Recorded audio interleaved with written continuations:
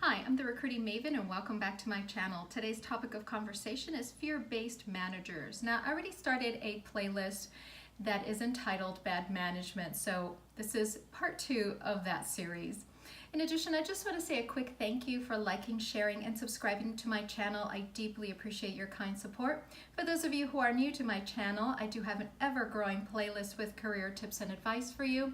And for those of you who are looking for more one-on-one coaching sessions, make sure you check out the description box below. So in explaining to you what these types of managers are like on a daily basis, and I'm sure some of you already know, but these people are not out-of-the-box thinkers. They're really rule followers. They are possibly constantly reminding you of repercussions if you're not doing your job well or how they feel that you should be doing your job. And you know, sometimes they play that blame game, which kind of lends itself to be a little bit on that edge of micromanaging, but you know, they're blaming corporate. Well, corporate says we need to do this because they really lack the skill set to be able to manage you, and they know that. And part of the issue with this type of manager is the self-esteem, which is in direct relation to how they manage. So whatever issues they've had in the past, personally and professionally, they're dragging all of that baggage into who they are today.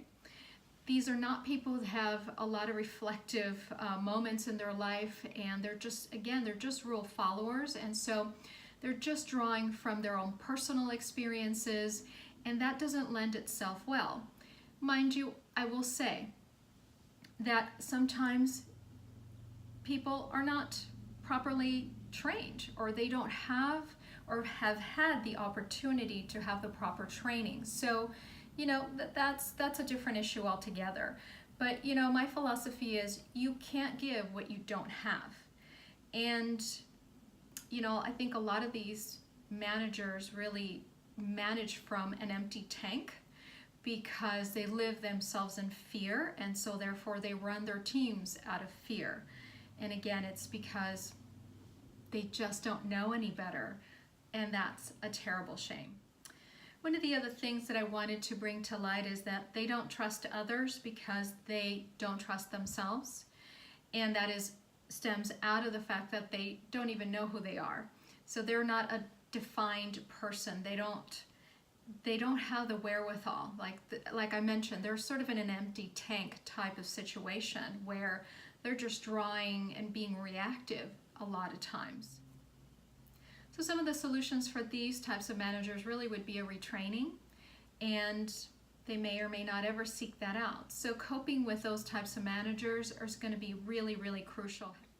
So in wrapping up this conversation with you today, I certainly don't want to come this off as being such a negative conversation, but I want you to be aware where a lot of this behavior is coming from. And again, it is an issue of self-esteem, lack of self-awareness, and not being able to give what they don't have.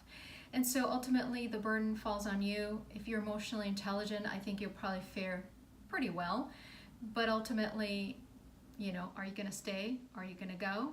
And that is going to be really on you.